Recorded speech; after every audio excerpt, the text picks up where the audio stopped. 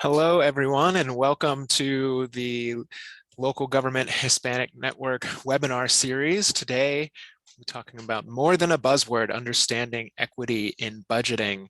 Before we get going with the webinar, I'm going to go through a little housekeeping to help everyone understand how they can participate. We want this to be interactive, and we're sure that you will have questions for our panelists following this discussion. So very briefly, and I know that we've done a lot of these by now, but if you have not, there are a couple of different ways to interact with our panelists. You can, of course, ask a question using the Q&A feature. You can click the Q&A button at the bottom of your screen and a box will pop up and we'll be able to see all of your questions and we'll get to them in the order that you ask them. You can also, if you're feeling confident, you can raise your hand and we'll call on you and you can ask your question out loud. We would love that. We would love to hear your voices. So you can raise your hand and we'll call on you that way as well.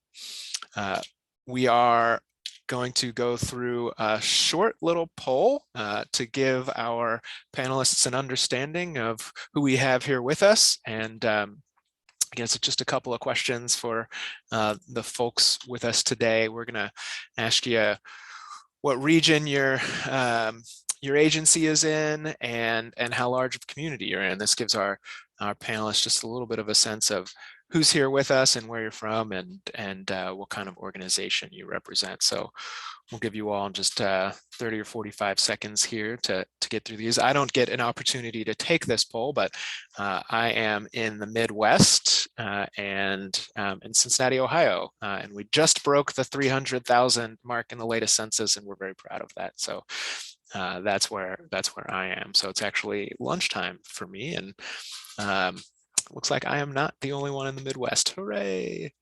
And so I will share the results to give our panelists here and you all that have joined us a little sense of what we got. Most of you are joining us from the West Coast, about half of you. The rest of us are scattered throughout.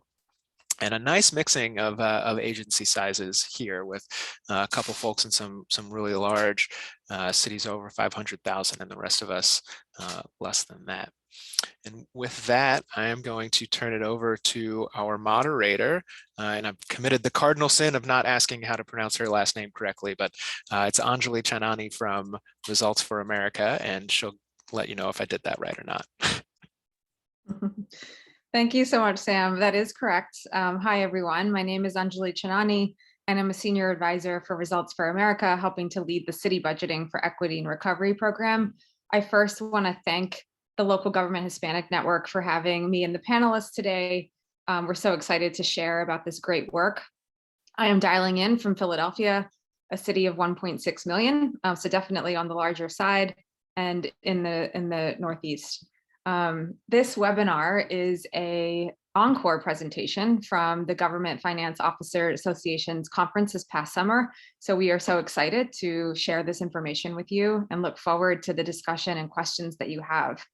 I am joined by Bertha Johnson, Budget Director for the City of Durham, David Schwedeke, Finance Director for the City of Madison, and Ben Noble, Budget Director for the City of Seattle. We have a few learning objectives for you for this webinar. First, to gain an understanding of the organizational and community commitment required for budgeting for equity, learning how to define what equity means in your community and how to ensure actions that you are taking will improve the quality of life for Hispanic and Latino populations, but also for all BIPOC communities. Learning about other governments at various stages of incorporating equity into their budgets and the challenges that they've faced in that journey. And then gaining an understanding of the process of how you engage other departments, City Council, and other stakeholders to achieve a shared vision and strategy for advancing equity. So we look forward again to your questions. And I'll ask Sam to just advance to the next slide. I would like to share a little bit more about Results for America and the City Budgeting for Equity and Recovery program. This program has been in the works since October of 2020, and our panelists have been participants. It ends this December, and they've done some phenomenal work in the program.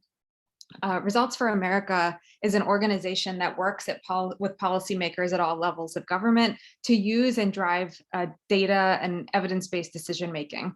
And so this relationship between a city's capacity for using data well and governance is really in being able to invest in what you know works, and in this case, to advance equity. So data can help in the design of taxpayer-funded programs, how they're actually being utilized, and using this data-driven approach to governing also helps being able to make improvements to services, but also developing policies with an equity lens. Investing in what works is exactly what Results for America does. If you go to the next slide, we work at all levels of government, federal, state, and local towards shifting funds to evidence-based programs. We have over 260 cities in our network, and the City Budgeting for Equity and Recovery program is led by the local branch of Results for America called What Works Cities. If you advance to the next slide, the City Budgeting for Equity and Recovery program is really one of its kind. It was designed to respond to the economic crisis that we began facing in 2020 as a result of the COVID-19 pandemic. Local municipalities were expected to see budget shortfalls of over $360 billion between 2020 and 2022. Of course, in the middle of this program, the American Rescue Plan Act was passed, and it fundamentally shifted what cities were focusing on from budget cuts into how to allocate these millions of dollars. But this opportunity has really been to connect cities together to problem solve with a network of their peers. They've been participating in a curriculum for the past 14 months led by Harvard professor Lourdes German, and then also getting technical assistance support to take action on a key budgetary and fiscal goal in this program. I just went through kind of the premises of this program and the important reasons for it. Really, fiscal health and equity is a nascent field, and cities and counties are still navigating how to apply an equity lens, both in policy making, in program application, and really as a strategic a concept and actionable priority. Cities are being deliberate in how they're prioritizing equity in their budgets, which you'll hear about today. And some cities in our program have set up equity offices for the first time, while other cities are really advancing how their equity offices are working with budget and finance directors. And you'll hear a bit about that today as well. She can advance to the next slide. There are 28 cities in the City Budgeting for Equity and Recovery program.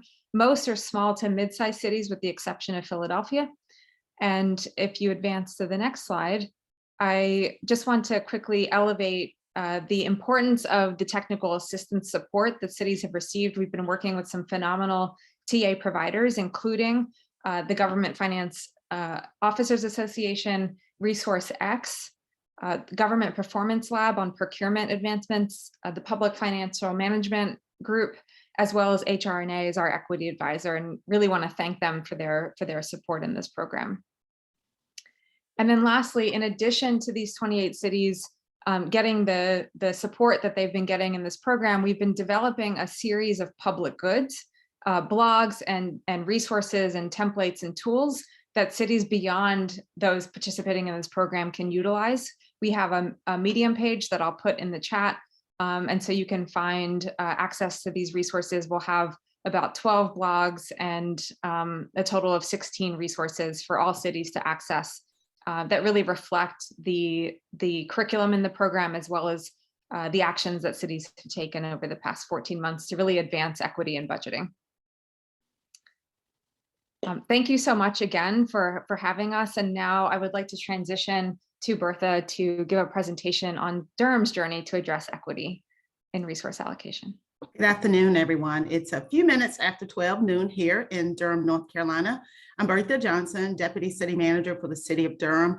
When I started this program, I was the budget director, hence my involvement with this particular topic.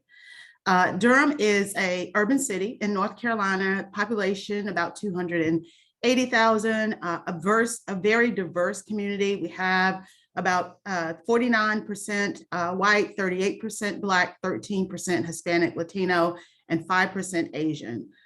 We are recognized by many because of Duke University being here in our town, as well as our HBCU, North Carolina Central University, our Research Triangle Park, and our Durham Bulls, who we love, affiliate of the Tampa Bay Rays. So I'm happy to be with you today. So my topic is Durham's journey to address equity and resource allocation. Our journey began with the development of our new strategic plan. We really wanted to focus on equity with this new plan. One of the great things about this plan, this was the first plan that really came from our elected officials. They really wanted us to update our plan so that it really had a germane focus on equity. This is a snapshot of our dashboard where residents can monitor progress on implementation of our plan. And so we're really excited because we can see how the residents are engaging with our dashboard, and they ask us questions about the progress on initiatives, and they can click on that and find out who's responsible for a particular initiative and ask questions. So we're excited about launching our dashboard. In 2018, when we developed our new plan with the community, we did a lot of community engagement with our elected officials and our internal departments. The plan was adopted by City Council in June 2018. You can look to the right of the slide and you see our 5 goals. All have aspects of equity when you look at those. But today I'm going to focus on 2 of those that really are about allocating resources using an equity lens. For example, under the innovative and high-performing government, one of the objectives was to enable the community to effectively engage with local government. This initiative is really focused on a democratic process to give residents direct decision-making power over a portion of the budget. So in Durham, we decided to implement participatory budgeting. I know most of you probably heard of participatory budgeting, but in North Carolina, there was only one other city who had a program. So our city council appointed 15 members of the community to serve as a steering committee to establish the goals of PB. The steering committee decided that the goals would be projects that serve the most marginalized communities and are implemented as a result of this process, build greater equity through the city of Durham by allocating resources in ways that correct past harm, engage more diverse populations in making decisions about resources used. And one of the ways they were able to do that is that they were insistent upon us not asking for identification, addresses, any kind of information that would make people shy away from participating in the process. We also wanted to increase the overall engagement in decision-making in the city of Durham. So the PB committee wanted not only for our residents to participate in this process, but they wanted this to be something that would be ongoing to expand to residents participate in our operating budget, our CIP process, and all the other resource allocation processes we have in Durham.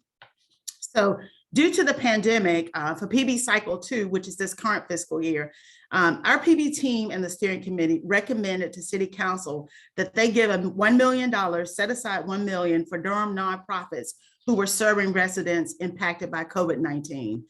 So each Durham connected nonprofit or community organization could receive up to $50,000 of grant funds to help respond to communities impacted by COVID-19. The grants were used to provide services or programming to communities that were most adversely impacted. We had 3 particular areas of focus. One was community building and economic opportunities. We wanted to increase community capacity through the investment of economic and social programming, such as employment opportunities, food access, eviction prevention, as you all know, which is a big one, targeted underserved groups. The second area of focus is health and human resources. We wanted to provide COVID-19 emergency assistance to our most vulnerable populations to prevent the spread of the virus and increase access to mental health services. And also children, youth, and family wellness. We wanted to support the overall wellness of young people and elderly people and their families. The next goal I want to mention is connected, engaged, and diverse communities.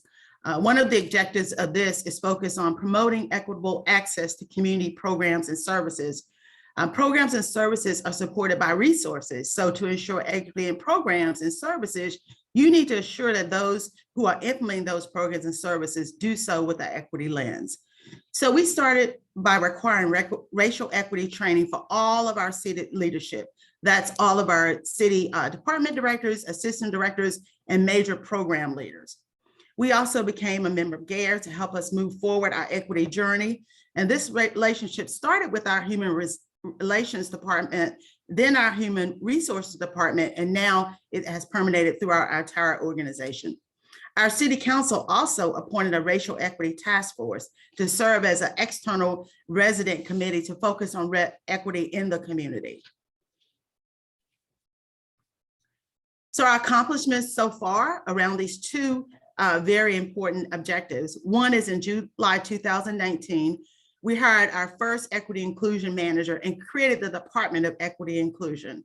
In August 2020, the newly recreated Equity Inclusion Department adopted its first departmental strategic plan. Notice I said newly recreated because we actually had a department that really focused on equity and contracting, and we expanded that to be our Equity Inclusion Department. In September 2020, we were selected to participate in the City Budgeting for Equity and Recovery program, which you heard Anjali talk about. Under the Budgeting for Equity path, Durham is focused on developing a budget equity tool to ensure application of equity lands to budget, capital improvement program requests, and budget reductions. Under the Advancing Equity path, we will also develop a turn to curve plan to address minority participation in constructing contracting, because that was one of our lowest areas of our performance metrics around contracting. It was really an area that our City Council brought up every time contracts came before them. In March 2021, the city's budget department, which I was the director of at the time, and our Equity Inclusion Department agreed budget equity would be one of the first initiatives to address. And that was really good because the CBER program was there to support us. In April 2021, we were awarded a Fuse Fellow from the Fuse Corp to support the work of the Racial Equity Task Force. We actually received 5 fellows from the Fuse program. When the organization Fuse Corp looked at Durham, they saw all of the innovative things we were doing, and they wanted to put some fellows on the ground to support us in this new work. And in July 2021, we had our first language access coordinator. One of the first actions in this plan, again, was to imagine how we could look at resource allocation in a different way. And so it was really good that we were selected in this program, because we were able to talk with other folks in other cities and about the work they were doing and how they were approaching equity. So it was really, really a great opportunity at the right time. So what we've learned on this journey so far, we understand that organizations and community must be committed to advancing equity. We've tried in many ways to, even in our GARE cohort or others, to try to talk to the cities, but they go back and they realize that really you have to have that commitment. The foundational work is important to success. When the foundation work, meaning embedding equity in your strategic plan, as we did, so that your employees, your community, elected officials all understand the importance, and everyone understands that we as an organization is committed to this work. Doing racial equity training so that everyone understands why we're doing this. Equity requires dedicated champion, and that's why we recreated our Equity and Inclusion Department so that we would have our equity inclusion manager as a champion for this work throughout the entire organization and the work of the Racial Equity Task Force. Again, employees need training to understand the importance of equity. That was something that, to me, I thought was really apparent to most employees, but when you get in the training, you realize there are many employees who don't really understand why this training is so important and why the focus on equity is important. Equity requires a financial commitment, and a lot of times people don't want to hear that, right? They don't want to hear, how do I get the additional resources? But it's not about new resources. It's really about, we didn't add new resources. It's about realigning resources to align with your priorities, and that's what resource allocation is really all about. Equity can be achieved taking an incremental approach and scale up based on the organization's commitment and capacity. You can take small steps. You don't have to, go in leaps and bounds. And again, as I said in the beginning, addressing equity is a journey. It's continuous work. It's continuous improvement. You always have new people coming into the organization. You have new leaders in the organization. You have new elected officials, new committee members. So there's never a point when you say we're done. So that would be the last thing I would say in concluding my presentation, is addressing equity is a journey. Thank you. Thank you so much, Bertha. So much great information and what a journey. And I want to encourage our audience members to please put your questions in the chat. We're going to move forward with the next presentation, but we will come back to your questions. Next, David, please, would like you to present about equity and budgeting in Madison. Thanks, Anjali. Thanks everyone who's a part of this webinar, and as well as my fellow panelists, Bertha and Ben. Very happy to be here today to talk to you about Madison's experience. I am David Schmidtke. I'm the finance director for the city of Madison. Madison is Wisconsin's state capital, has a population of about 260,000. It's also the flagship campus of the University of Wisconsin system, with about 40,000 students and one of the top research universities in the country. We have a community that is, when you look at it overall, it's about 73% white and 7% Black, and the same percentage Latinx. When you look at our school district, though, you get a sense of how the community is transforming. About 42% white, 18% Black, and 22% Latinx. So moving to Madison's experience, we have a couple of initiatives that work together: Performance Excellence as well as Results Madison, and building from our comprehensive plan called Imagine Madison, where we've identified citywide elements, and that really is the backbone of our vision of the city. And so as we improve on those elements, and you see those listed there, we're realizing our vision and mission as a city, realizing and implementing our values, as well as the service promise to our residents. And all of these elements are viewed through a racial equity lens as we move forward on them. So these elements were identified through feedback from city residents, as well as city staff and managers and our Common Council. So in Madison, our initiative is called Racial Equity and Social Justice, and it really has three prongs to it. That is equity in city operations, equity in our policies and budgets, as well as equity in the community. And we really started this effort in earnest back in 2013, really on the heels of a report that pointed out the stark differences between the experience of Black residents in Madison compared to white residents in Madison in a number of areas: educational attainment, housing, affordability, housing status, and issues like that. And so there was an initiative introduced in the council that was adopted, and that included moving towards an outcome-based budgeting approach that was tied to performance measures, as well as those elements of a great community that I showed you on the previous slide, and really moving forward with a more equitable allocation of our resources towards results that all residents expect in our community. We began an effort to develop tools for city staff, provide training for all city staff as well as council members. We then moved to hiring an equity coordinator and developing what are called action teams, so groups of staff focused on areas such as training, communication, data and data development, data analysis. And then most recently, this has been consolidated into a team structure in a new division in our Department of Civil Rights, termed Equity and Social Justice, where we've consolidated the equity activities. We also have what are called neighborhood resource teams, which have been in place for many years, where city staff interact directly with residents in particularly areas of low income in our city.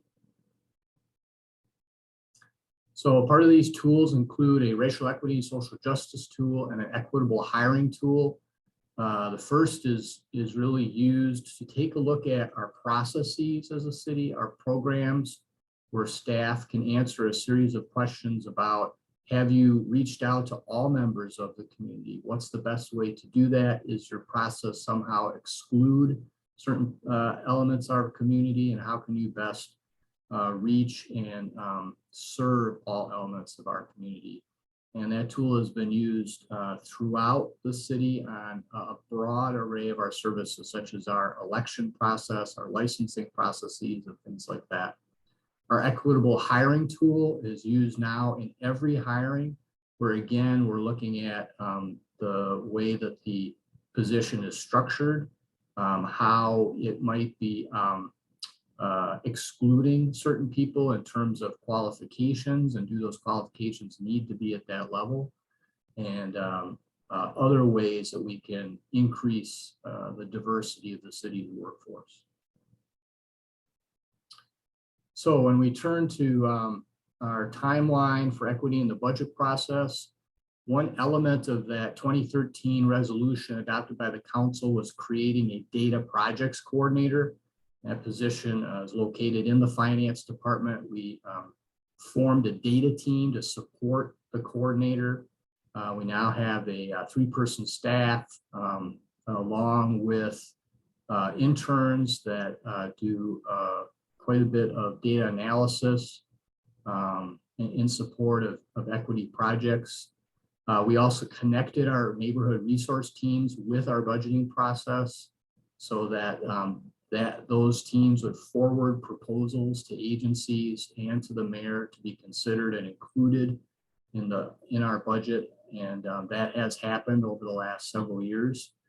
Beginning in the fall of 2017, so about 4 years ago, council resolution mandated that all council members receive equity training, as well as department heads and budget contacts, and as well as using the equity analysis tools, how to use those equity analysis tools. And that was completed by the summer of 2018. We then, in developing our capital budget that year, asked agencies to identify up to 5 capital projects and take those projects through the equity analysis tool.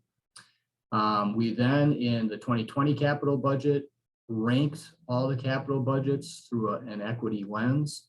And then most recently, in developing our budget for 2022, we had a series of racial equity questions that we put to all of the agencies in developing each of their proposals.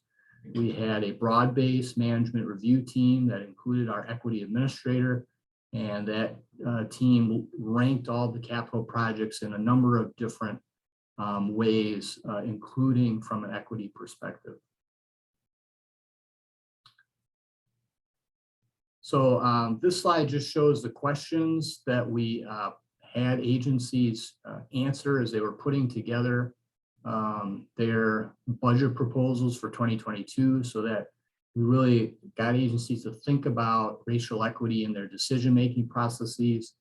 You can see there, again, how Black, Indigenous, people of color, people with lower incomes, people who might otherwise be marginalized might be affected by a budget proposal. How were partnerships with the community used in developing the proposal? Was feedback generated related to that? How has the agency continued to communicate with residents in those particular areas? How has data been used in a variety of areas, whether it's race, non-binary, transgender people, people with disabilities, those experiencing homelessness or undocumented status? And then how has the work of a variety of city teams and initiatives been used in developing the proposal? So we have our neighborhood resource teams, we have our Latinx community engagement team, our multicultural affairs team, our women's initiative teams, our equitable workforce plans. How have those all been used in developing the budget? And it's really a comprehensive effort that really was championed by our equity division and their staff and our RSJI teams.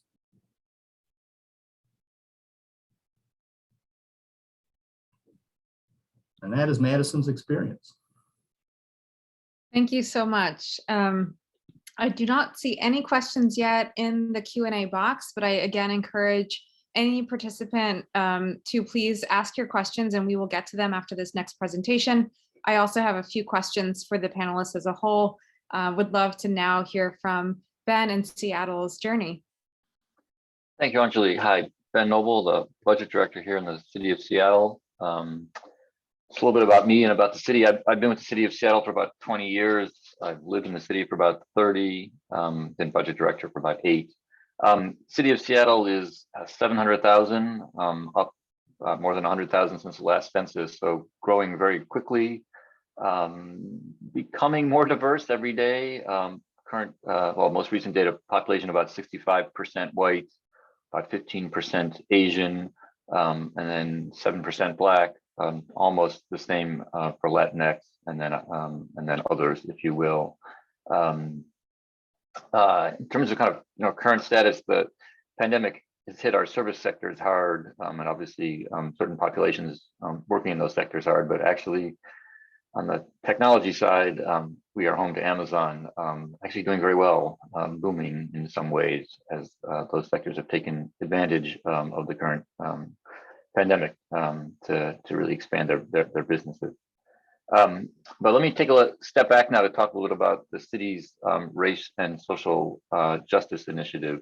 So the city's been established what we call, again, the RSJI, or Race and Social Justice Initiative, been at this for more than 15 years. So started in 2004. It's been carried through multiple administrations.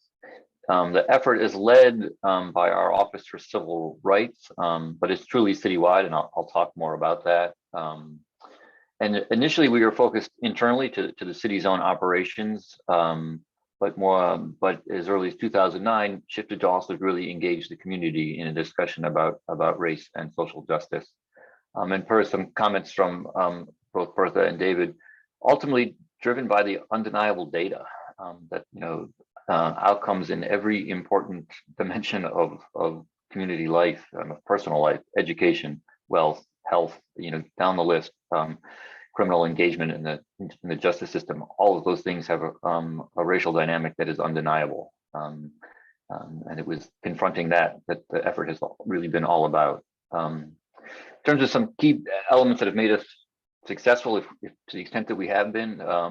Again, is the steady leadership from the Office for Civil Rights. There have been a couple of directors and some staff have turned over in this amount of time, but been a key driver. And then, and again, both David and Bertha mentioned this as well, the commitment of the elected leaders. So each new administration, so each mayor has formally endorsed the RSJ effort, and the City Council has passed a series of resolutions through time, continuing to voice its support.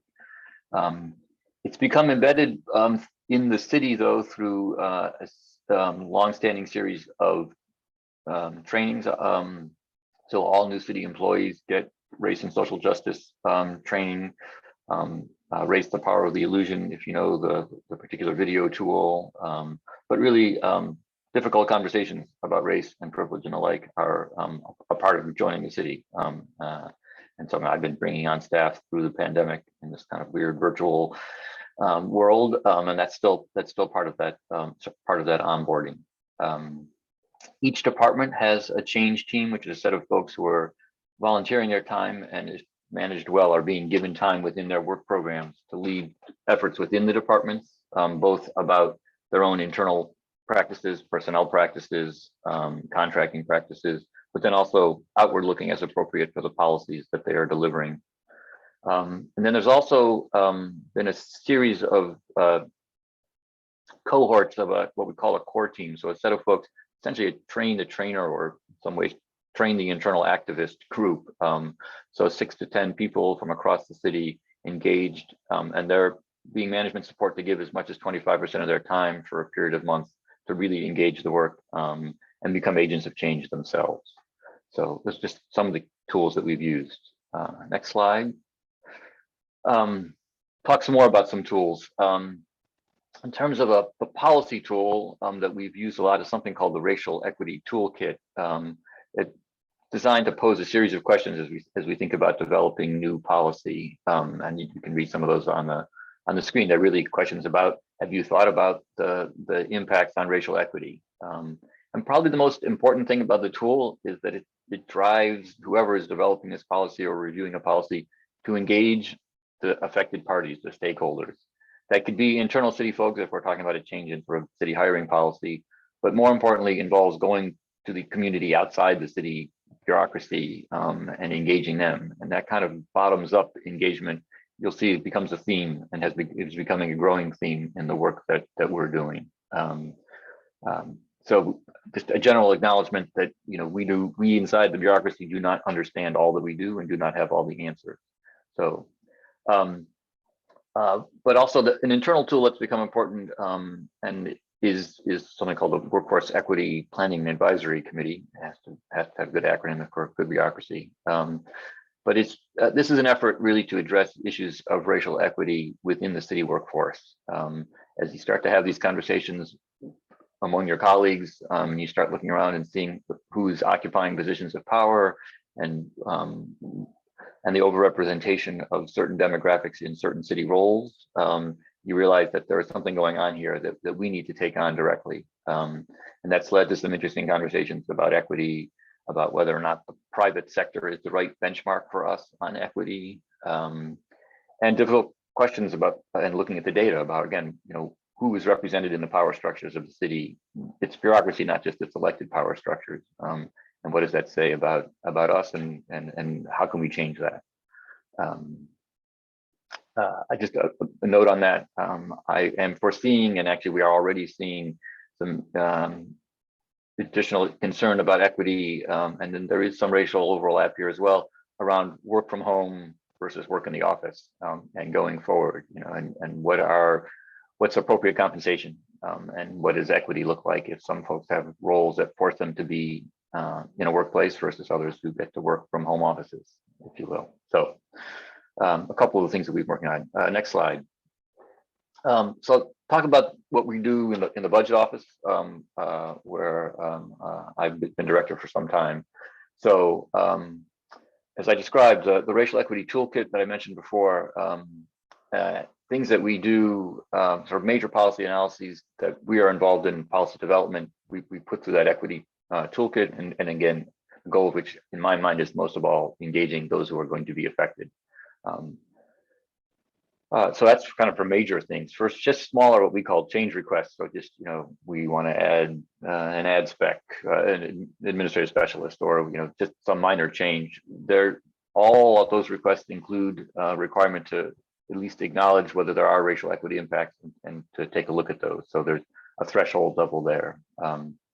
We've been working within our office lately to pair people up so that my office could be more diverse. I'm working on it as well, but recognizing that it is not, and that even within a diverse workforce, sharing ideas across individuals can help kind of open minds and bring good ideas to the table. So we do that generally, but on this point, we very specifically paired folks up so that they can review the racial equity analysis that we're getting from departments, and we can decide whether, you know, we're comfortable or whether we want more information and the like. So that's proven successful. It also kind of just raises the level of conversation and discourse within the budget office.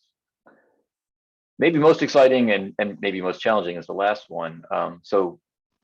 As we went into the initial impacts of the pandemic, we were looking at budget cuts, like probably all of you were as well. Ultimately, some of the federal assistance and frankly the fact that the overall financial impacts were smaller than we thought had made that easier than harder. But a push on potential cuts led to I wouldn't say it was a revolt, but a calling of question among the cabinet, so all the directors in the city about, and pushed particularly by the Office of Civil Rights about how equitable is our budgeting process. And in the end, it's come down to a conversation about how inclusive is our budgeting process. And a push, again, this gets this idea about engagement, about democratizing the way departments themselves develop and propose their budgets, so that those discussions not be closed just to the leadership of the departments, you know, their finance directors and their deputy directors, but to the department as a whole. And we're working on that right now, because it's a really interesting idea, but it poses all kinds of challenges, particularly personnel challenges, because you start talking about budget reductions, you start talking about layoffs, and then are the people who are going to be laid off part of that conversation, and what would that look like? But at the same time, how do we not involve those who are affected? So it's a really interesting challenge about the bureaucracy. You know, we have a highly structured and sort of pyramid like everybody else does. But again, not everyone is equally represented in the layers of that pyramid. So how is the decision making going to be informed? I don't have answers on this one. We are engaging this right now. Actually, we are at an election day today, so looking to the next administration about engaging around that budget process and how inclusive that is. In a city with heavy level of union representation, those personnel issues are actually only further amplified because direct dealing is not something that is allowed. Technical term about dealing directly with employees and not their union representatives. But again, we want to be inclusive, but do the rules let us, and how do we change the rules if they don't? So next slide. In terms of our the budget and the money that we're spending, some really interesting and exciting things happening. So that this year's budget included $100 million for investment in Black, Indigenous, and people of color communities, if you will. And the 2022 budget, the one that we proposed a budget in September around the calendar year, includes the same. It's in a variety of areas, but I would note that 60 million, the last two bullets here, it's $30 million for funding recommendations from a task force, largely of people, well, exclusively of people of color, that the mayor pulled together, and then $30 million for a participatory budgeting effort led by the city council, actually. That's gotten off to a somewhat delayed start, so the 2021 money is not going to have been spent, but they're now gearing up the process for 2022. Civic engagement, participatory engagement in the current climate is tricky, needless to say, and an effort of this scale, which I believe is really unprecedented, is something that has taken some time to pull together. But the mayor's task force has made recommendations in a number of areas: education, general wealth, so both individual wealth, so that folks, so home ownership as an example, but also community wealth, the idea that community organizations can have facilities to host events and to promote community activities and the like. And then again, health outcomes are a big issue. So actually direct access to healthcare is another area that has been advanced. A couple other things just in terms of actual budget actions that we've taken in terms of the use of ARPA dollars. Focus has been really very targeted on the communities that have been most affected. We've actually just doing a second round now of a cash assistance program that's in some ways specifically targeting immigrants and refugees, folks who wouldn't have been available for the federal cash assistance programs. We are essentially trying to do our own, but then also in general assistance to small businesses, again, and particularly proprietorships, so really small businesses. That's really been our entire focus. And now with the second tranche of CLIFR, increasing focus on affordable housing. That is an underlying issue and challenge in the city. Next slide. I think I might be done. So I mentioned the participatory budgeting, and then that work again has been delayed, but high level, there was some initial survey work done to identify what are the primary areas of concern, and sure enough, they align to things that we have seen before: mental health, economic development. You can read here, crisis and wellness. So that is, we have those specific recommendations and are now moving to implementation. We actually got those in September, council approval. So we're actually beginning to deploy those resources, and that's going to ideally be ongoing work. And next slide. Yeah, let me just add one here that wasn't called out and it's been fully determined since the slideshow was put together, and that is that the proposed budget also uses some money that was allocated for Green New Deal investments and actually some other resources to follow through on a planning effort, a community-driven planning effort in a neighborhood in Seattle called South Park, which is about 30% Hispanic.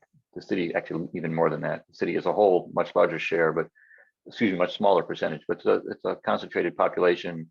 It's in an area. It's a residential zone that borders industrial areas. It also is on a river, so a river that is tidally influenced. So climate change and sea level rise and it's going to be an issue already. Flooding is an issue, and just an underinvested and underserved area. Moving forward with plans to spend as much as $15 million near term on a variety of efforts: affordable housing, business supports, park investments, really trying to, and then at the same time recognizing that those sorts of investments could lead to the gentrification we're seeing all across the city, trying to find a balance there about providing improvements to the neighborhood, but also preserving affordable housing in the neighborhood. So affordable housing is a significant component of that effort as well. And that highlights another interesting challenge, particularly in this city, about those kinds of investments. So high level of what's going on in Seattle. Thank you.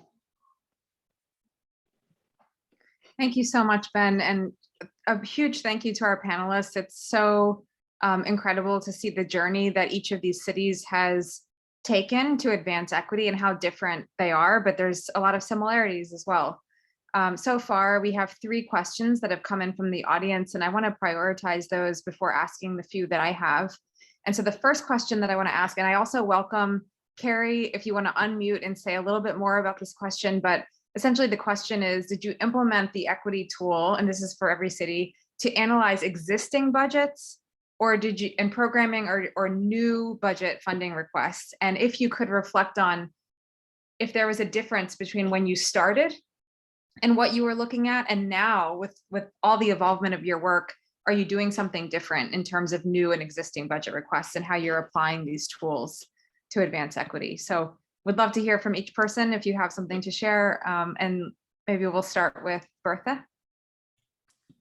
Thank you. That is an excellent question. When we started in this program, we really were focused on new budget requests. And through our engagement with ResourceX, and we had engaged them on PBB before, we came to the conclusion that we really need to focus on base budgets, because that was where the real money was and the real programs, and really realigning those programs. So now we're really focused on our base budgets, all of our programs, and going through a PBB process with ResourceX. Thank you, Bertha. David, anything to add there in terms of Madison's journey? Yeah, again, that's a great question. I think we've been looking at both. We probably started with existing processes, which to some extent is linked to, I think, base budgets and how, how we do certain work. And then we focused, I think, at first on our capital budget. That's a little easier because it's discrete projects. And now I think are really moving in to the operating budget. And really, I think, as I said during my presentation, trying to move to that outcomes approach where we're really applying data and data-informed decision-making into the budget process. Thank you, David. And Ben? Yeah, I echo some of the same. Initially, the focus has been on budget increments, so either increases or decreases. But ever more, I've been trying to push to this question about base budgets, because if equity is driven by having more money to spend on it, you're missing the opportunities that exist within the base budgets. And as departments engage with us and say, I'm always reminding them, well, there are a set of decisions that you control that the budget office doesn't. How you deploy the time of the people on your teams, like how much time are you allocating towards these kinds of trainings, or those are decisions that you control as directors. And I always worry about being read as a cop-out from the budget office, because we're not bringing more money, but there is only so much more, and what's in the base matters a lot. Thank you so much. I'll just pause for a moment to see if that fully answered Carrie's question, if there's anything now that you've heard the responses, if there's any additional follow-up question to that. And what a fantastic question. Thank you. Okay. So I'll move on to the second question that we got from Marcus. Thank you, Marcus. And this is in terms of base budgeting, if there's any specific fund types, so general fund, enterprise, restricted bonds that are more focused on equity-based budgeting than others. And are there any city departments that are more focused on equity-based budgeting than others? Very interesting question, and I'm sure various answers from different governments, but curious about your thoughts on that. I can take a shot. I mean,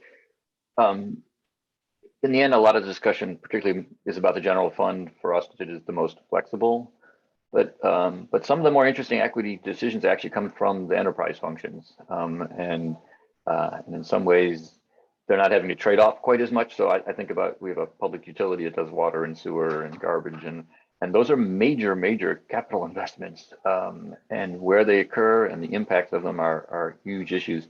And the leadership, a lot of this comes down to director leadership. So, you know, we've she's just recently resigned, but we had a leader in the Seattle Public Utilities who was very focused on equity issues, both internally, but then also in terms of program delivery. So I think it's clearly a mistake to neglect those opportunities on the enterprise side, where there are, again, major capital investments that are community defining for good or for bad. I mean, you know, we have transfer sites where all the garbage trucks go, and, like, you know, those kinds of environmental questions and where those kinds of facilities are located matter a lot.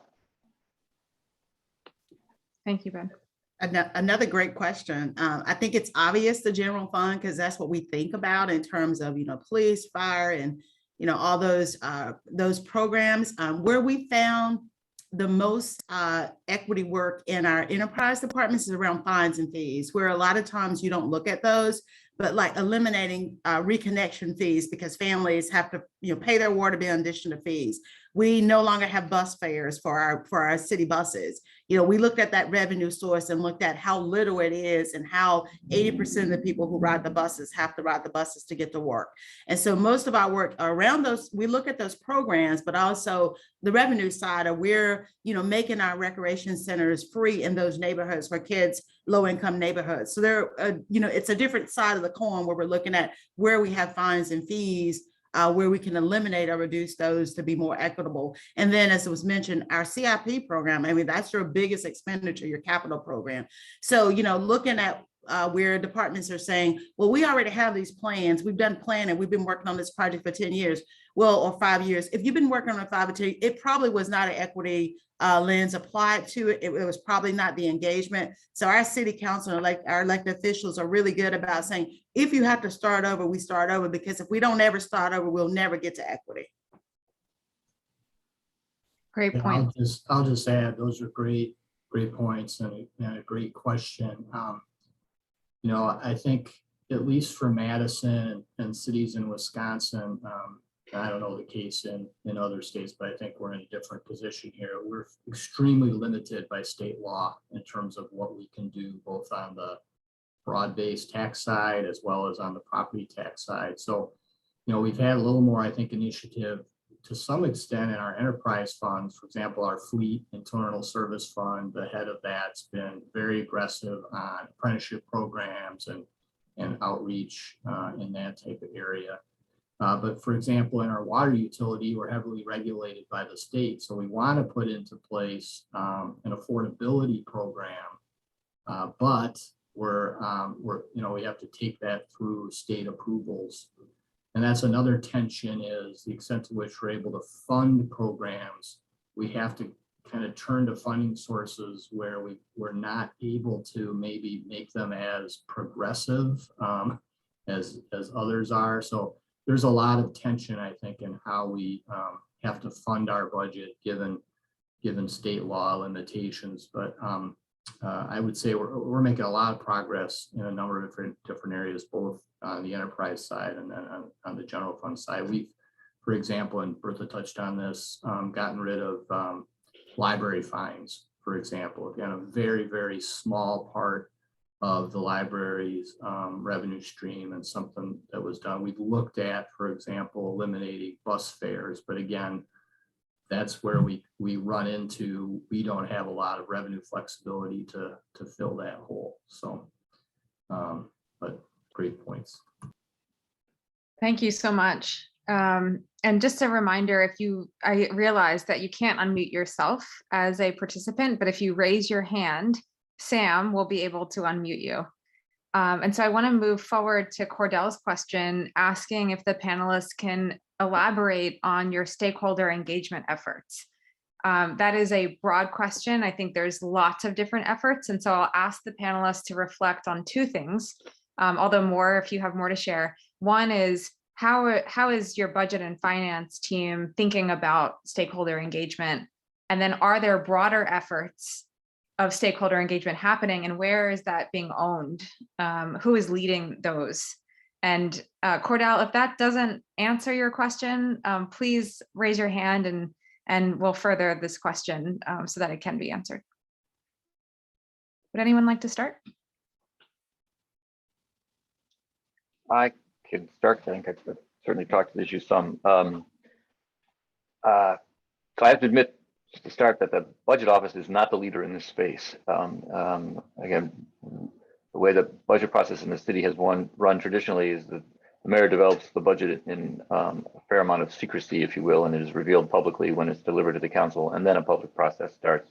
And I worked for a decade on the council side before coming over the side, so I know that side well. That's something we're thinking ever more about. I mean, to be clear, the mayor is out in the community and the department directors are out in the community, so informed by all of that, but we do not have that directly. In terms of the city's engagement with the communities of the city, we have something called the Department of Neighborhoods, which in theory leads that effort. Although there's a lot of tension in the city itself, we have very federated arrangements. So back to my example of the public utilities, you know, if they're citing a facility or thinking about it, they're looking to engage in the community. Something, you know, as large as a large site facility, they'll partner with the Department of Neighborhoods. And then, you know, mailers to the neighborhood nearby, community meetings, those kinds of, that kind of engagement. But one of the struggles we have is that as everyone embraces stakeholder engagement, we've run into real issues around fatigue of engagement. So communities are like, we just talked to the other department, who are you, what? And they don't think of the city as departments, right? They think of the city as the city on a good day. That's becoming an ever bigger part of the conversation internal to the city is how do we do this in the most constructive way and the most efficient way. But we have a number of commissions and boards, so there are very formal appointed structures. We have less formal arrangements in individual communities. The Department of Transportation has advisory groups on bikes separately, on trucks, and you know, so there and pedestrians. And again, there's some concern now that that we become too diffuse. That the sentiment is right, but how to achieve it effectively, less clear. Thank you. So I will chime in. This is a subject I could talk about for a very long time. We have been doing resident engagement for a really long time here in Durham. And I think it's important to denote, you know, a strong mayor city versus a council manager form of government where our city manager is responsible and his staff for the budget. And so the budget office has participatory budgeting, has strategic planning, and has the budget process. And so they own all of the engagement around that. A few years ago, we added some engagement ambassadors. And our neighborhood improvement services department also develop an equitable engagement plan. And what they do is they do engagement consulting for departments where they don't have the staff to do the engagement around projects or whatever other work they're doing, the comp plan, you know, transportation plan. So that's a lot of that work. I think the most you asked about the broader is American Rescue Plan dollars, you know, where we really are doing a lot of engagement. But with this particular time, we actually brought in our HBCU, North Carolina Central University, to be our partner in this, since it is a minority university, and it happens to be, you know, in a minority neighborhood, a legacy neighborhood, and so we're doing a lot of engagement with that around legacy neighborhoods. Again, to some of those other commissions and committees, of course, all of that work is going on, but the budget department was the leader in engagement around the budget process and then we have a budget engagement manager and two engagement positions in the budget office to do the engagement around that work, as well as we do our resident surveys and other kinds of, you know, things that we do to engage our residents. Thank you so much, Bertha. Yeah, I'll just add, you know, Madison functions, I think very much the same way. I mentioned our Imagine Madison process. That's probably the most on point, where we, and this was run by our planning division. We have to do a comprehensive plan every 10 years under state law. And they really made a significant investment in community outreach in paying for childcare for meetings, providing stipends to attend meetings, and providing a number of other channels for people to really provide their ideas on strategies towards realizing those elements that I described during my presentation. We have the same sort of, we have probably close to 150 committees in the city. I will say though that, I think we're trying to look at that a little more closely. We had a task force on government structure to finish its work. It's been about 2 years looking at all elements, particularly the relationship between the council and the mayor. But I think a realization that the committee structure is oriented towards a certain part of the community and really not to lower income, BIPOC elements of our community. I think that's an issue that the city really needs to and is going to be working through over the next few years. Anjali, can I add one other component to that point? One of the things that we started doing is providing stipends to our committee and board members. We offered bus passes. We also, offered other incentives so that you can get those folks. We offered childcare at our meetings, dinner, bus, like I said, bus passes. And now we've instituted permanent stipends starting this year. It was ad hoc before when a committee leader asked for the funding, but our council actually adopted mandatory stipends. You can opt out or opt in. Mandatory stipends for our boards and commissions to get more diversity in terms of people who can afford to actually come to those meetings and serve. Excellent point. And if you don't mind me just asking a detailed question around logistics, is that cash payments or is there a budgeted amount? How do residents take advantage of that opportunity when they are participating? It depends. If you are coming to serve on a project, I think we purchased about $3,000 worth of $25 gift cards 2 weeks ago. So if you're coming to participate in a process in the short term, you might get a $25 gift card, a bus pass. If you're on a committee, a long-standing appointed committee, then there's a stipend for every meeting you attend. You may get, $100 or $50, and then the clerk turns in the attendance, and then we give those payments. I think they're quarterly, or I think they're quarterly. But different committees come up with ideas. If I'm staffing for PB, for example, we gave bus passes, provide childcare, because that was an intensive program that people had to come almost weekly or every other week to participate, offered childcare, of course, translation services. So that was one that we did a lot more around because it was a new program 2 years ago and we needed that intense, diverse engagement. But that's something that we found that to create equity, we wanted to make sure that people could participate and then obviously, the natural equity that came with COVID-19, where now meetings are virtual. And so more people can attend. For one of my groups, I actually sent them, we had a lunch meeting and I just sent them a lunch gift card to Jimmy John's in the mail so that they could get their lunch for that day to be on the meeting, even though it was a virtual meeting. So just being creative about how we engage residents with, that's one, silver lining, I guess, in COVID-19 is we've learned to be able to engage with folks and bring in professionals and those who've never been engaged because they don't work in Durham during the day maybe, and they can have a meeting in their office when they're not in Durham. But there's just so many ways to do engagement. We haven't stopped doing engagement. We've done it on PB all during the pandemic with plexiglass up and, going out to the bus stations and doing engagement. So we never stopped doing engagement. Thank you so much. Some people might not have wanted to engage with us, but. Ben, yep, please go ahead. I was saying the compensation question is one that's well, we're working with the team, Anjali's team on that issue as part of our engagement around equity and budgeting, trying to develop a more comprehensive approach. It's a very federated city, so departments acting relatively independently have settled on various schemes. The stipend seems to be the best approach, but trying to figure out, I have in my head the idea that there would be different levels of stipends depending on the levels of engagement, because some of the boards or commissions or advisory groups are time intensive, others less so. But just echoing Bertha's comments about the advantages of this kind of engagement, in the past, childcare, parking, people finding the time to come to downtown at City Hall. I mean, those are just epic barriers.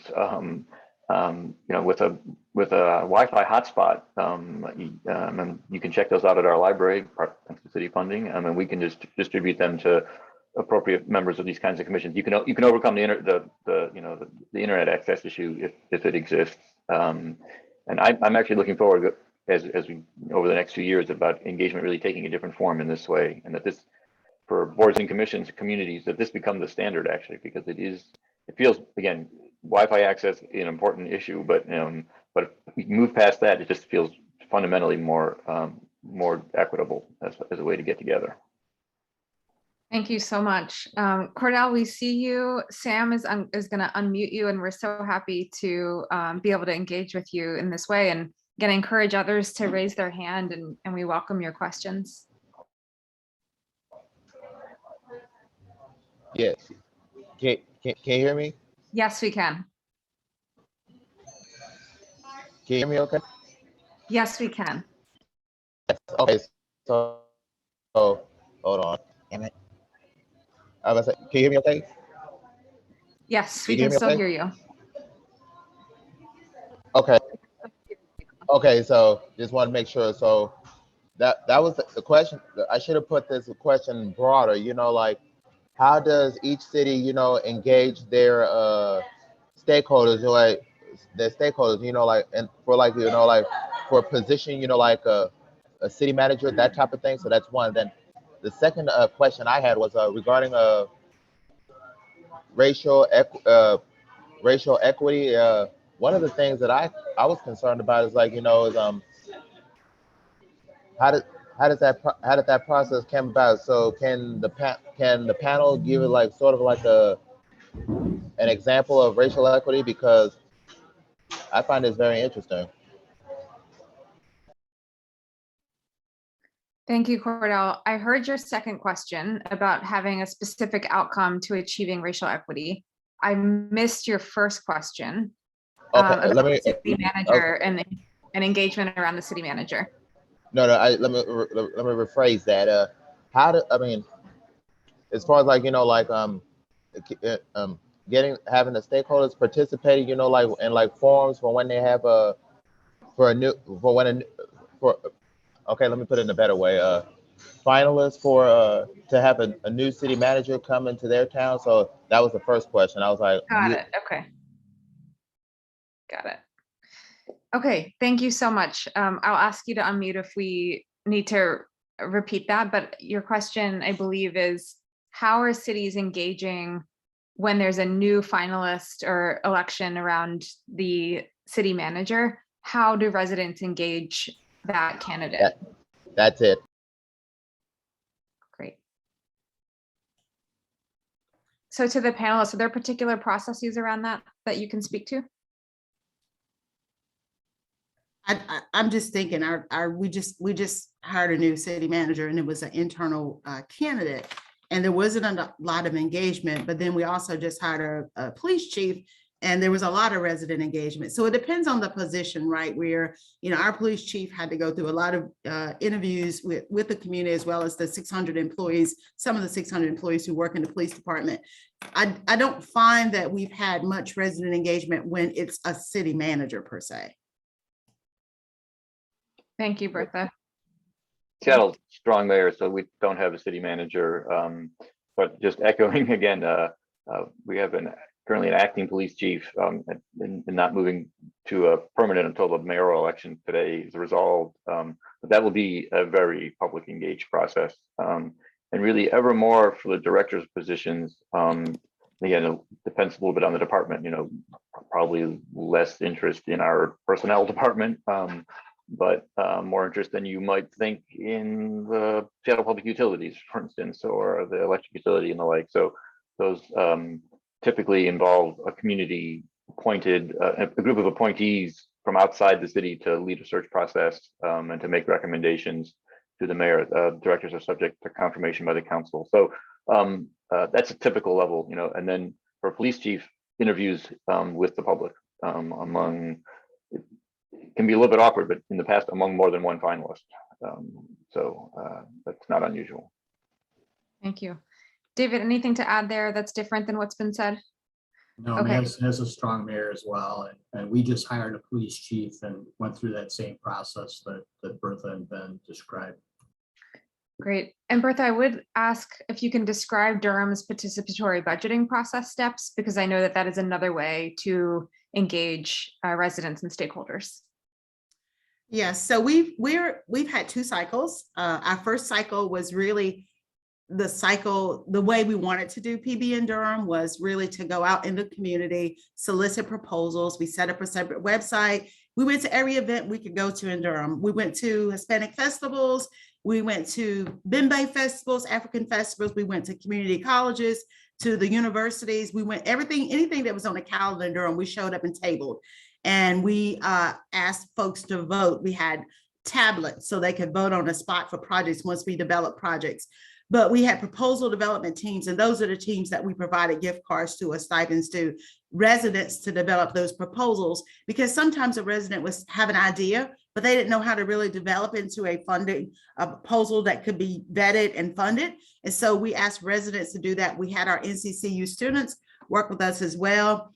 And then, we had the ballot where residents could vote on projects. Our city council chose to allow residents 13 years old or older vote, which was really great. They were so excited that they had an opportunity, but it was more than that, right? It was a really beginning to build civic responsibility for young people in terms of voting. And they also wanted it to be, you didn't have to verify identity or address, because they wanted the populations who didn't feel comfortable sharing their information and providing IDs to not be able to participate, which was some tension at first with some of folks in the community, but it was a great process.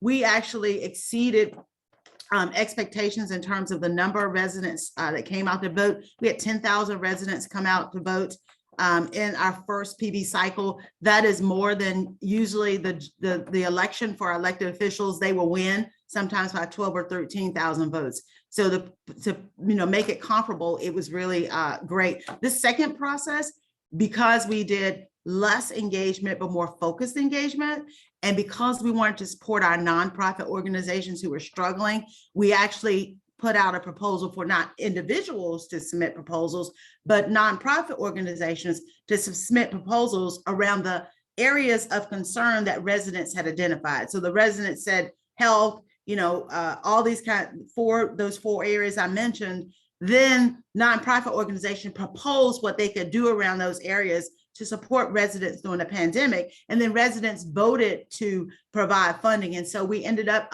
funding 22 nonprofit organizations, over $1 million just to support those neighborhoods that we deemed that were most adversely affected because of COVID-19. And so some great ideas around, vaccine equity, where we have ambassadors going in and talking to neighborhoods about vaccine, helping them get vaccinated, PPE and other things that were needed in the community. But our city council was very excited that we were able to, we didn't want to stop PB, but we changed it to pivot to what was needed in the community during the pandemic. Great. Bertha, thank you so much for that detailed example of how to also advance racial equity. And I want to build on that with another question for the panelists. You have demonstrated such wonderful incremental change and progress over time. And what is still difficult about doing this work in city government around advancing equity and cultural change? Like, it certainly hasn't been easy, and you've still made progress. And so I think if you can reflect on what's still challenging, and then how have you overcome a challenge in the past? Even thinking through, is it high level leadership that's needed, or is it a grassroots approach from employees and teams, or maybe it's both? But how do you continue to make progress when you're doing work that is challenging in a government setting?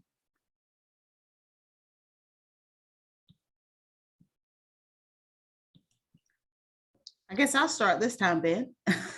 So I think for us, it is the Hispanic Latino community. We just added a language access coordinator position to hopefully work with our departments to access that community. We have, bilingual community engagement coordinators who are out in the community all the time trying to engage that population. We have vaccine equity folks really focus on that population. It has been slow. I mean, there are still barriers there to people wanting to engage with the government, to people feeling comfortable with the government. We just had a police chief yesterday, and we already have folks, protesting around ICE and some other issues that kind of followed this person here. It seems like whenever we take a few steps forward with that particular group, then it seems like something happens that backed up. There was a string of robberies aimed at Hispanic businesses. And so, there was some, distrust of police serving them and trying to protect them. So that is the biggest, area I think that we're struggling with in terms of engagement.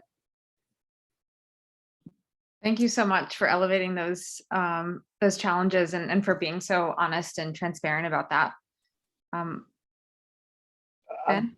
From my side, one of the challenges now is that we have been at it for as long. They're both proud of the fact that we have sustained this for as long as we have, but there is also a frustration about the pace of change and a push. Again, these ideas about democratizing decision making in the city are like, there's a set of folks like that they're done waiting, and that there haven't been enough.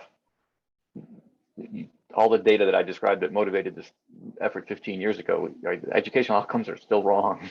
The health outcomes are still not good, right? And part of this is obviously on a municipal scale, we can't change the world. But right now, I think there's a tension about like, this is taking too long. Like, where is the urgency? Because there are people's lives effectively at stake, and that's a challenge. And how does the city's decision-making structure that exists now adapt to something that would be, for instance, more democratic? And I'm highlighting this one because I struggle with it every day.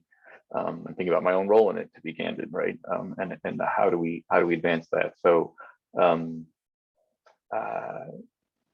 it is little wins along the way that help motivate the continued work. And we are making progress, but I think that's a challenge. I don't have an answer for it. It is. I think the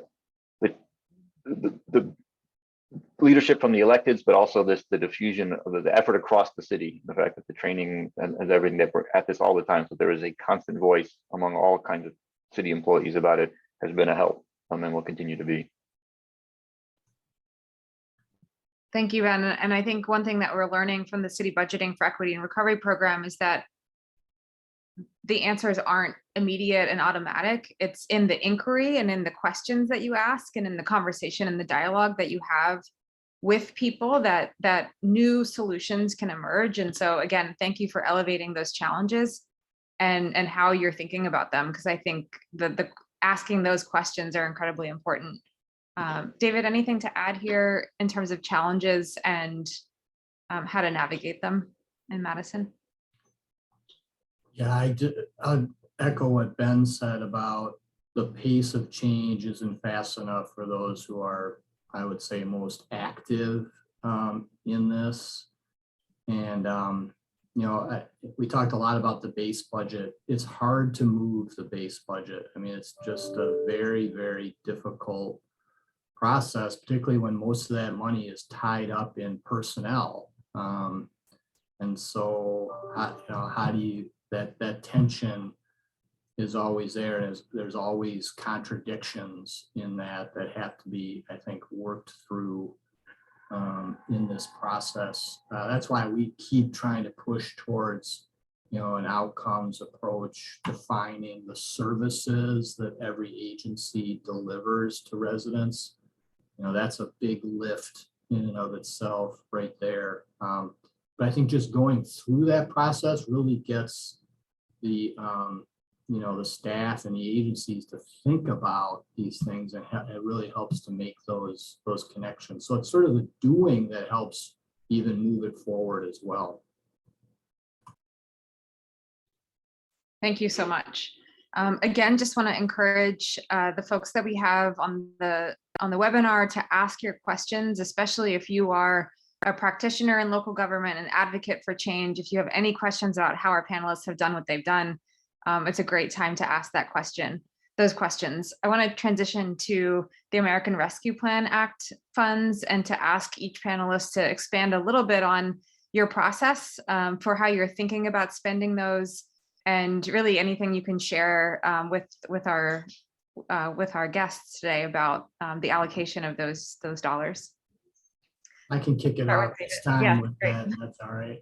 So Madison is receiving about $47 million of that sort of general money out of ARPA. And we took half of that towards community investments. And the mayor had set up a staff team, as soon as the pandemic hit, really within a few months, saying, okay, how are we going to recover from this? And so those staff teams had been thinking about programs around this for almost a year before the American Rescue Plan Act came into place, and really tried to draw from other interactions they're having with the community, whether it's master plans or interaction around homelessness and things like that. So in terms of that, half of the 47 million, we really had it dedicated towards violence prevention, youth engagement activities, homelessness support. That's the largest sort of bucket that we allocated it towards. As I'm sure Durham and Seattle and other communities around the country have experienced a real increase in homelessness during the pandemic, and how to respond to that. Affordable housing, again, big challenge in all three of our communities. And again, building on plans that had already been in place. Rebuilding neighborhood, small business districts, again, with an eye toward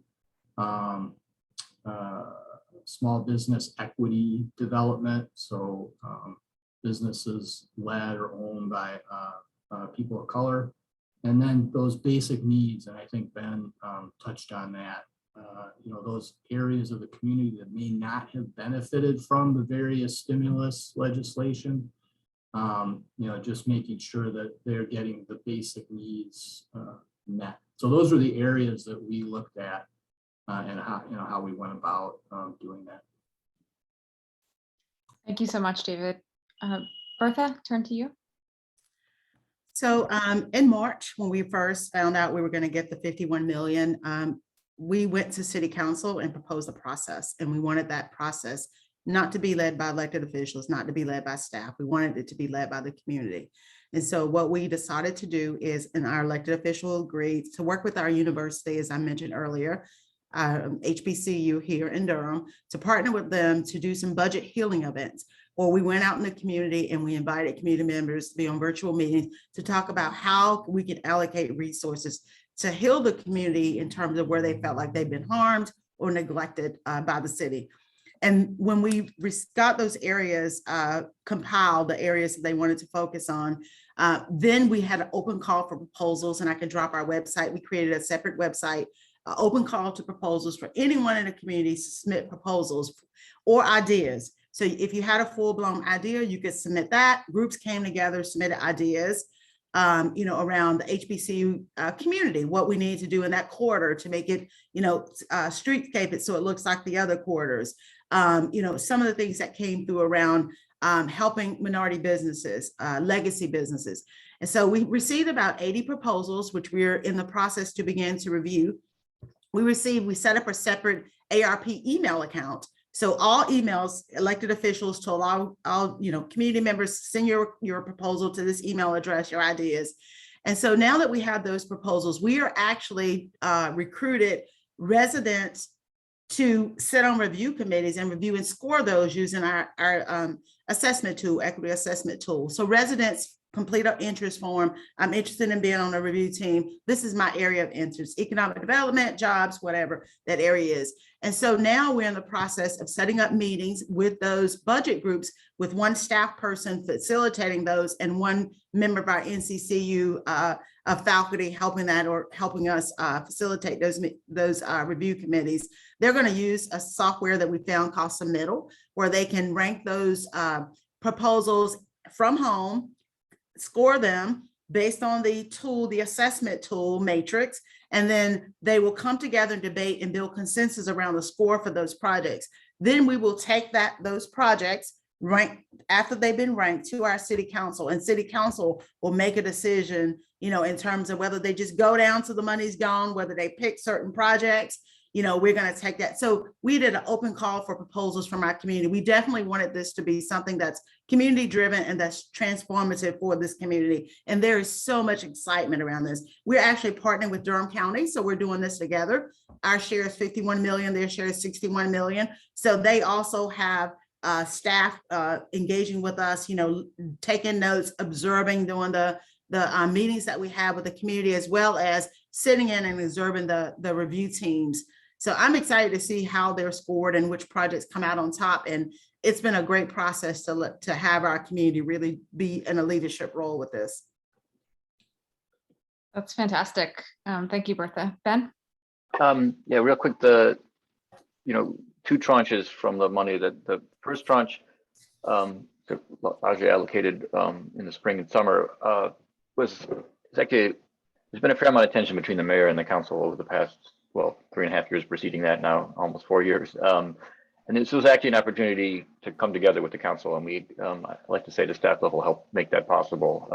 So this was led in the end by the electeds, less than a direct public engagement. And the focus, particularly on the first half of the money, was on continued relief.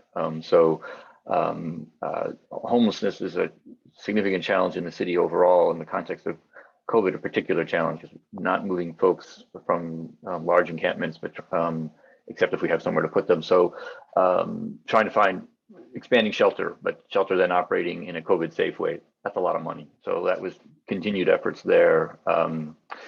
Also around childcare and daycare, both I haven't had a child in daycare, and I'm very aware that the financial models are different all of a sudden. They can't share teachers. So, and we can't get people back to work without there was just that fundamental infrastructure entirely private in the city. We subsidize, but not, it's a private network. Ultimately, it was under significant financial stress. So that was another place where resources were invested, cash, essentially, both to parents to help purchase, but then also to providers to help address their costs. And then, as I mentioned, direct cash assistance to individuals, and then also on the business side, and in particular focus on small business, proprietary, owned businesses, with a recognition that for immigrant and refugee communities, that is a not uncommon way to build, to find employment and to build wealth. So a real focus on those businesses, again, particularly in service sector, but not exclusively. And now the second tranche, a longer term focus, so affordable housing and more workforce training efforts, realizing that job opportunities are going to be different, and a chance to move out of some of the folks, to retrain out of some of the service sector roles into other ones. Thank you so much, Ben, and to all our panelists to elaborate on how ARPA is being spent. We have 3 minutes left in our webinar, and so I want to turn to our final question, which is twofold. One is, do you have 1 to 2 pieces of advice that you would share with another city that is embarking on their equity journey, facing challenges, and just, how do you get unstuck? How do you keep going? And then just a thought about what's next for you in your city. What are you looking forward to achieving in terms of advancing equity in this next year or two? Well, I can start if that's all right. Really involve staff throughout the departments. That's really been the core of what we've done, along with training. Training is key on these equity concepts, what equity means, implicit racism, things like that, where that you have to do that level setting, I think, with the staff. And we did that several years ago, but that really is the foundation that you build on. I think from a budgeting perspective, as I said a few times, we are really trying to move, and we need to get to the point of outcome budgeting, and the city budgeting for equity and recovery project is helping us with that. I think tied to that, greater community and engagement around the budget. Just listening to Bertha and Ben, is kind of exciting around, oh, here's some great ideas that we could use in Madison as well. And then, more education around the budget, more transparency with how that process works are probably the next steps that we really want to move ahead on. Thanks so much, David. Ben? Echoing the staff training and involvement with folks across the city is ultimately what has sustained the effort. And those can be, I think we know this, but just to call out, I mean, those are real hard conversations, right? Conversation about white privilege, which is a thing. It is, we know national now pushback against these concepts, but we know they are real, and you face those difficult conversations in the workplace. Is a really hard place to have them as well. But if you're not having the conversation, you're not really going to do the work with the right level of information. And I just, that's a lot of facilitators in the end, because it's and we train some of them, but often that's an outside facilitator as well. And again, that's an investment, but fundamental. It's gotten off to sort of a bumpy start, but the thing I'm looking forward to is participatory budgeting and seeing how the city actually city is 65% white, going back to the thing I said at the very beginning. So, and the participatory process is being led by communities of color with the goal of addressing the inequities. So I'm going to be fascinated to see how the city, which has voted, at the ballot box for these sorts of efforts, but engages at that kind of participatory level and the commitment across the community towards addressing issues of equity. And I think I'm hopeful for the city and excited to see it happen. Thank you, Ben. And Bertha? So I would start off as saying, find some champions. Champions exist at every level of the organization. This is the same model when we did our first strategy plan, our first strat plan. We found champions in the organization who were passionate about this kind of work, right? Doing engagement and finding those champions. They may not be department directors, they may not be assistant directors, but finding you some champions and offering them the training and saying, do you want to go to training? Do you want to be a part of a change team? And using those champions and expanding that because they can be ambassadors in the organization. You're not going to get everyone ever, and you're definitely not going to start out with everyone at the beginning. So finding some champions. What I'm looking forward to, let's see what I brought up to this office as a deputy city manager. I brought ARP with me. I'm still working on PV stuff. I'm really excited about leading the next project. Our city council set aside a half penny, which is about $100 million over the next 6 years, to do equitable capital improvement projects. So what we're going to do is go out in the community and let the community identify issues in their community that would never reach the level of our capital improvement plan, where we've got plans that go back 10 years and we'll never be able to fund those, but we can take this set aside and go into communities and say, if you had to do something in your community around capital infrastructure, what would you do? And I'm really excited about what that'll bring to our neighborhoods, building trust in government, because if they look at our plans around streets and roads and sidewalks, they see themselves 5, 6, 10 years down the road. And so how can we do small things in the community around infrastructure that brings our community back into the fold of being engaged with the city and also trusting that we are paying attention to them, particularly our legacy cities, where folks have lived in their homes for over 10 years and they have challenges in the infrastructure around their homes and they don't have the money to make those changes. And so I'm excited about that project. I could talk about engagement all day.